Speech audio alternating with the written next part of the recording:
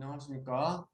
미디어와 유튜브 리터러시 7주차 1교시 수업을 시작하겠습니다. 네. 우리가 수업을 뭐 정신없이 하다 보니까요. 네. 음, 벌써 이제 7주차가 됐네요. 네. 7주차가 됐습니다. 어, 기말고사, 아니, 중간고사를 볼 시간이 벌써 돼버렸어요. 네. 네, 그래서 이제 중간고사를 이제 봐야 될 시기가 됐고, 중간고사 좀 안내를 해드리도록 하겠습니다. 네. 중간고사 10월 20일 날, 10월 20일 날, 금요일 날, 네, 하루에 진행됩니다. 온라인 시험이고요. 학교에 나오실 필요는 없고, 온라인 시험, 온라인 시험이고, 제 시험은 따로 없습니다. 네, 제 시험을 보기를 원할 경우에는 저한테 개인적으로 연락을 해 주셔야 되는 거고, 제도적으로 제 시험은 없습니다. 제가 이제 온라인 시험을 자주 봤는데, 요 제 시험이 있다 보니까 너무 번거로워요. 학생들이 제 시험, 제 시간에 보지를 않는 학생들이 의외로 많고, 제 시험이라는 것은 본 시험에 정말 피치 못할 사정으로 응시하지 못하는 학생들만 응시를 해야 되는데, 학생들이 거의 이제 뭐, 어떨 때는 뭐 반 가까이 응시를 안 해버려요. 그래서 어 제가 이제 여러 경험상 해보니까 재시험이 없어야 돼요. 재시험이 없어야지 정말 피치 못한 사정으로 보지 못하는 학생만 시험 못 봐서 저한테 개인적으로 연락을 해가지고 따로 이제 시험을 보게 되는 거고, 그러니까 재시험은 따로 없습니다. 재시험 없으니까 그날 꼭 보셔야 되고, 자, 응시 기회는 제가 3번을 드립니다. 그러니까 시험 보는 데는 크게 여러분 무리는 없으실 거예요. 시간이 0시부터이기 때문에 0시부터 23시 59분. 아침 9시부터가 아니라 0시부터이기 때문에 혹시나 이제 뭐 좀 뭐 늦게 일을 하거나 늦게까지 깨어 있는 분들은 목요일 날, 네, 목요일 날 밤에 있다가 금요일 날 넘어오잖아요. 10시 넘어오자마자 이렇게 응시하는 분들도 꽤 많이 있더라고요. 그래서 10월 20일 날 금요일 날 시험을 보게 되고, 학교에 오지 않고 온라인 시험이다. 제 시험이 없다. 그날 반드시 시험에 응시하고, 혹시나 응시 못하는 경우는 저한테 개인적으로 연락을 해라. 제가 이제 늦게 됐지만 카톡으로 제가 이제 모든 사람들의 연락처를 제가 카톡으로 만들었잖아요. 카톡으로 연락을 주시면 됩니다. 네. 네. 그래서 그날 10월 20일 날, 네, 금요일 날 시험 꼭 보시기 바랍니다. 자, 그래서 이제 오늘 복습, 이 내용을 잘 들으시면 돼요. 이 시험 문제는 총 7문제인데, 여러분들이 거기에 기록해야 되는 게 7문제고, 실제 이제 한 문제는 뭐 크게 상관이 없는 거예요. 그러니까 6문제를 생각하면 되는 거고, 근데 거기에 여러분들이 다, 이제 답을 해주시면 되는데, 그런 거 같은 경우는 제가 이제 오늘 다 안내를 해드립니다. 오늘 여기 이 마지막에 다 안내를 해드리니까요. 이거 잘 들으시면 됩니다. 네, 7주차 1교시 수업을 잘 들으시면 돼요. 네. 자, 첫 번째 이제 미디어의 사특성이 나옵니다. 네, 미디어의 사특성. 미디어의 사특성을 쓰시오 이렇게 시험에 나오는 거예요, 여러분. 네. 그래서 미디어의 사특성은 뭡니까? 프레이밍, 데이트 키핑, 아젠다 세팅, 네, 아젠다 키핑 이렇게 되는 거죠. 미디어의 사특성을 쓰시오 이렇게 나오니까 여러분, 프레이밍은 우리가 보는 것은 어떤 틀 안에서이다. 그러한 틀을 깨거나 틀을 넘어서는 보기를 할 줄 알아야 한다. 프레임에 갇혀 있으면 안 된다. 프레임 때문에 이제 무편집본을 올려달라. 무편집본을 보여달라 해서 이제 무편집본을 보여주게 됐는데, 사실은 그런 무편집본조차도 이미 일정한 프레임 속에 들어있는 것이다.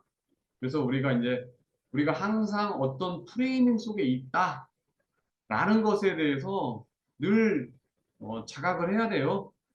늘 작성해야 됩니다. 네, 그래서 내가 지금 보는 것이 완벽한 것이 아니다. 네. 그래서 이제 어떤 프레임에 갇힌 사람, 이런 사람들과 대화를 나누기 가장 어렵잖아요.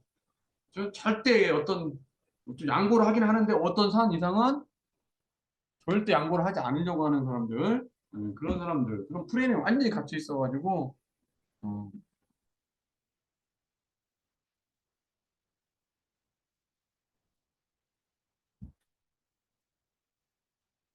자, 그래서 프레임이, 미디어의 사특성, 첫 번째 프레임이, 두 번째는 게이트 키핑, 문지기, 이제 이 게이트 키퍼가 문지기죠?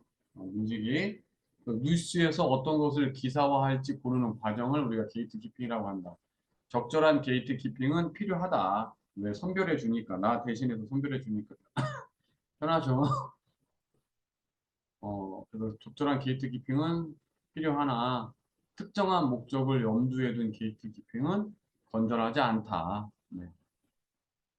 자, 가짜 뉴스는 적절한 게이트 키핑이 작동되지 않거나 특정한 목적하에 게이트 키핑이 작동된 경우다.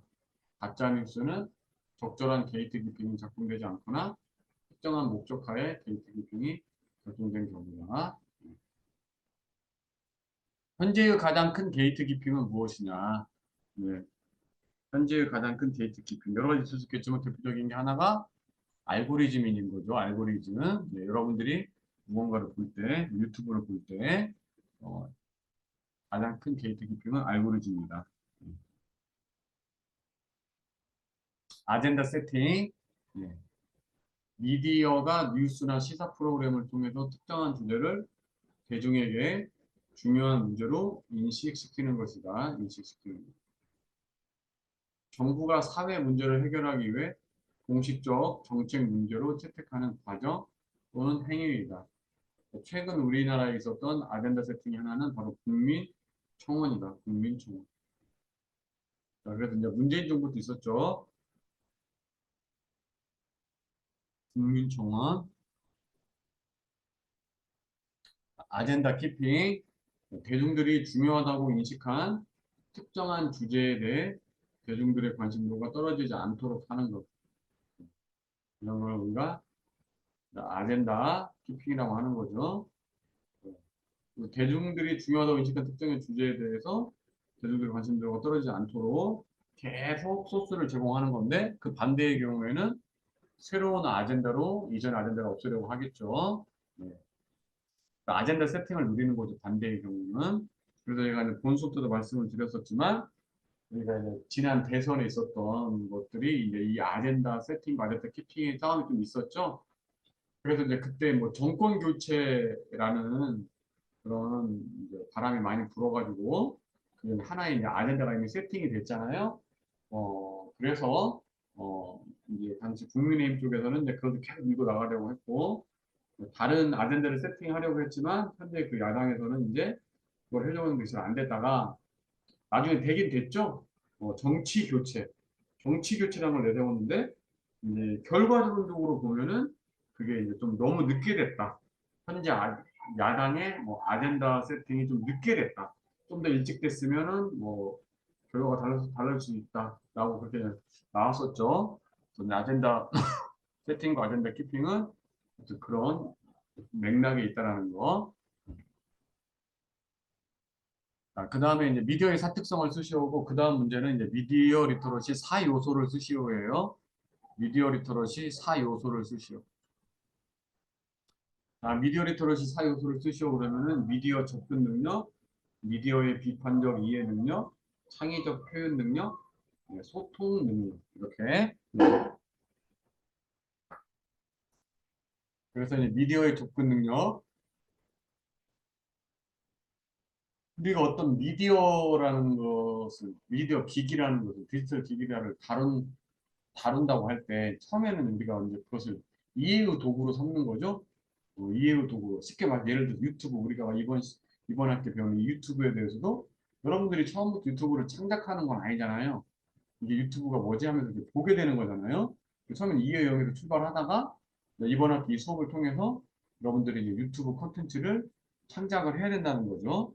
그래서 이제 미디어를 우리가 접근하게 되는데 첫 번째는 이제 이해의 영역.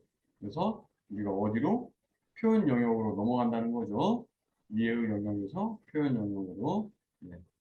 그래서 시작이 반이다. 네. 저 같은 경우도 사실 이제 미디어 리터러시를 좀 많이 공부했지 유튜브 리터러시 자체는 별로 공부를 안 했단 말이에요. 근데 이제 여러분들 같이 이렇게 수업을 하게 되면서 물론 유튜브는 그 전부터 이제 보고 있었지만 그래서 저도 이제 표현을 자꾸 이제 하게 되는 거죠. 음, 표현을 하게 돼서 지금 이제 뭐 구독자 수가 별로 안 많죠. 별로 안 많지만 지금 뭐 표현하고 있다라는 것 그 자체가 좀 뭐 의미가 있는 거죠. 네. 그래서 저는 뭐 구독자 수라기보다도 물론 이제 쇼츠가 대부분이긴 한데 제가 보니까 저도 이제 동영상 수가 136개가 됐네요. 동영상 수가 136개. 네. 뭐 구독자 수는 100명도 안 되긴 하지만 동영상 수가 136개. 상당히 많이 동영상 만들었죠. 네. 쇼츠가 물론 많이 있긴 하지만 네. 그래서 저도 이제 하여튼 이렇게 미디어에 접근하는데 이해의 영역에서 표현 영역으로 넘어가야 된다. 그러니까 출발하는 게 중요하다. 시작하는 게 중요하다. 시작이 반이다. 미디어를 첫 번째 이용하는 거죠. 1차적으로. 두 번째는 2차적, 3차적으로 활용하는 거고. 그런데 이 미디어를 사용할 때 이 중요한 게 바로 뭐라고요? 이 핵심이 바로 이게 요게 이제 요게 이 중독이 있다라는 거예요. 부작용이 있다는 겁니다. 부작용. 네. 그래서 이 부작용, 중독 우리가 그래서 이제 중간고사 이후에 또 제도 수업을 하면서 또 하겠지만 이 중독에 관한 게 있어요. 부작용. 이것을 막는, 미연에 방지하는 이런 것들이 사실 매우 중요하다는 거죠. 예. 미디어 조절, 중독을 예방할 필요가 있다. 미디어 접근 능력이 떨어지는 예. 예. 말했지만 패스트푸드점 식당에서 주문 못하는 경우 또 그렇죠. 키오스크, 터치 스크린 방식, 무인 단말기, 디지털 소외 현상을 겪을 수밖에 없다. 미디어의 비판적 이해 능력, 현실 구성, 자, 디지털 네이티브 시대에 네, 미디어를 무비판적으로 받아들인다. 우리는 현실적으로 보자면은 우리 지금 어린 학생 세대들은 디지털 네이티브 세대로 미디어를 볼 때 이제 거의 어떤 비판적으로 받아들이는 것이 없다라는 거죠. 무비판적으로 받아들이고 있으니까 이럴 때 좀 비판적인 어떤 시각을 가지는 게 중요하다. 산업적인 동기로는 이제 자본을 추구하는 거죠. 미디어를 통해서 자본을 추구한다. 광고 수익을 노린다. 그렇기 때문에 우리가 그것을 그냥 그대로 받아들여서는 안 된다는 뜻이고 또 이제 미디어의 언어, 다양한 미디어의 특성과 각각의 전달 방식을 다 다르기 때문에 우리가 그것에 대해서 알 필요가 있다는 거죠. 사실 이해, 사실 이해. 처음에는 팩트 체크죠. 사실 이해에서 시작해서 이제 비판적 이해로 나아가자. 네. 그리고 이제 전에 코로나 시대여서 마스크 많이 착용해서 미디어 마스크를 착용하자. 뭐 이런 말이 나왔었죠. 네. 다음 소통하기. 네, 사람은 사회적 동물이다. 소통을 원한다. 한 방향 미디어에서 그냥 쌍방향 미디어로 바뀌고 있죠. 자, 미디어를 활용한 소통 능력을 키울 수 있어야겠다. 참여 욕구와 능력, 규범, 참여 욕구가 다 있는 거죠. 참여 욕구와 능력, 또 참여하고자 하는 어떤 능력, 또 규범을 인지해야 되고, 또 그걸 또 지켜야 되고, 또 그걸 이해했다면 우리 표현도 해보자. 댓글 달기 같은 거 신중하게 해야 된다는 거죠. 악플로 인한 자살, 댓글 조작이라는 정치적 사건만 봐도 댓글 달기 영향력이 적지 않다라는 겁니다.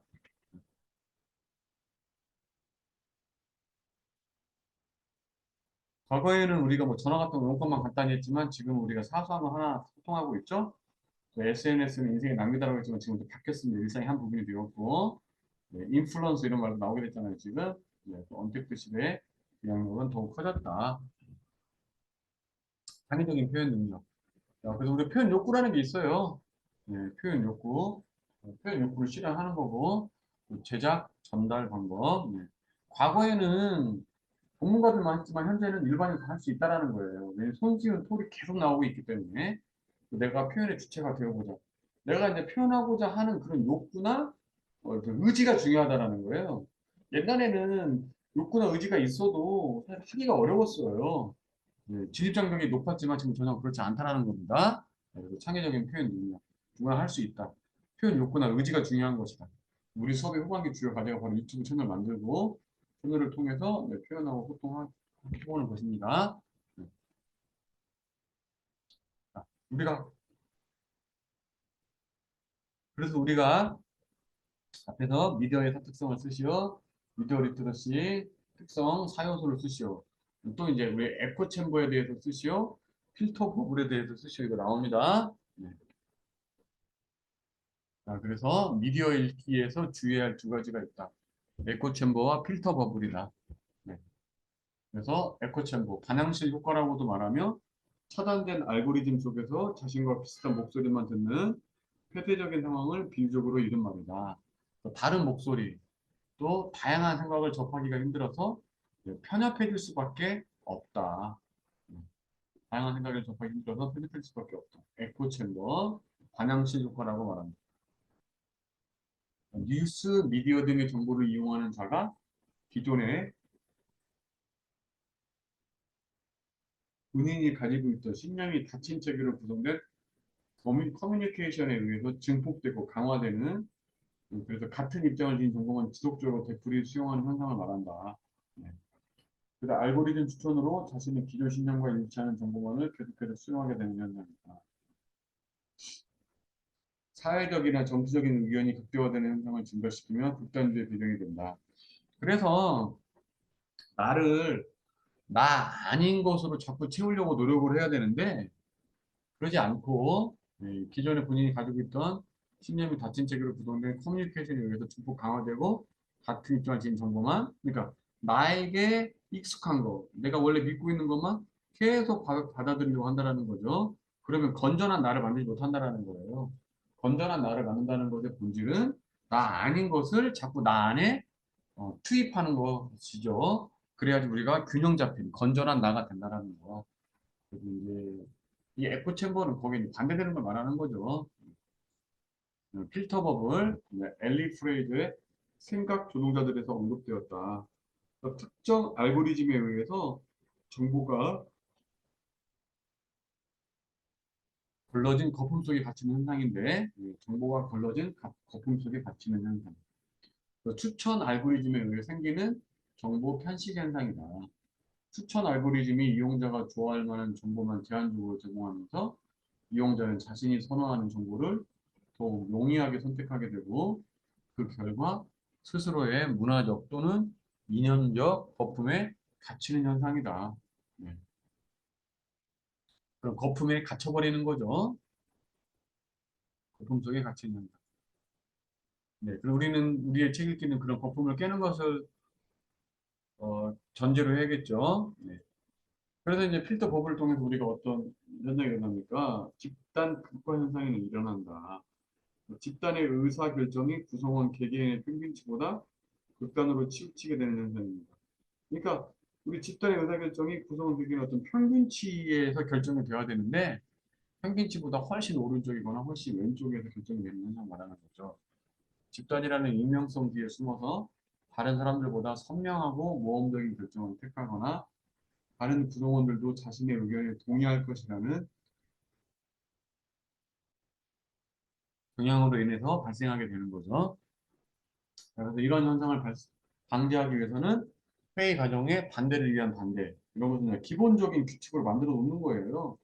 또 복수 주장의 지지, 또 변증법적 토의 과정 등의 어떤 회의 규칙을 둘 필요가 있다. 네, 이런 거죠.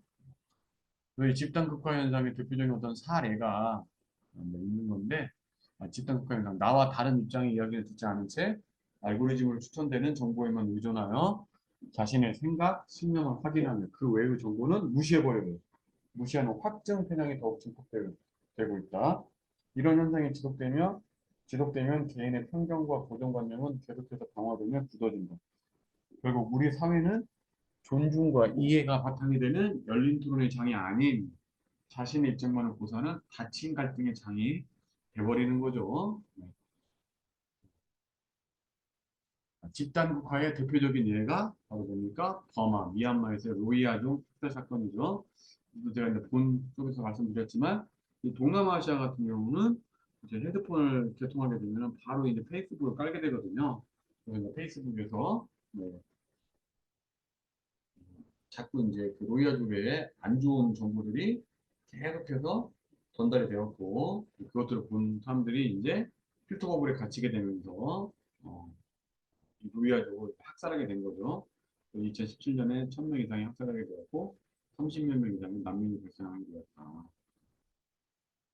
집단 이 에코 챔버는 필터 버블을 통해서 일어난 어떤 집단 극화 현상이죠.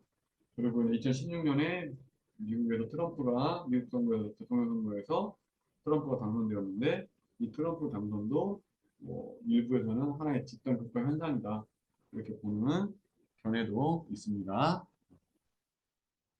그래서 우리의 읽기는 버블을 터뜨리는 것으로부터 시작되어야 한다. 자, 그리고 이제 여러분들이 우리가 유튜브의 사특성은 우리가 아직 유튜브에 대해서 공부를 하지 않았죠. 유튜브에 대해서 공부를 하지 않았는데 우리 시험 문제 일단 먼저 출제하는 겁니다. 그래서 미디어의 사특성을 쓰시오. 미디어 리터러시 4요소를 쓰시오. 그 다음에 에코 챔버에 대해 쓰시오. 필터 버블에 대해 쓰시오. 그리고 또 하나의 문제는 이제 유튜브의 사특성에 대해서 쓰시오입니다. 유튜브의 사특성에 대해서 여러분들 이걸 이제 보고 쓰셔야 돼요. 유튜브의 사특성, 유튜브의 특징 네 가지. 누구나 부담 없이 시도할 수 있는 높은 접근성.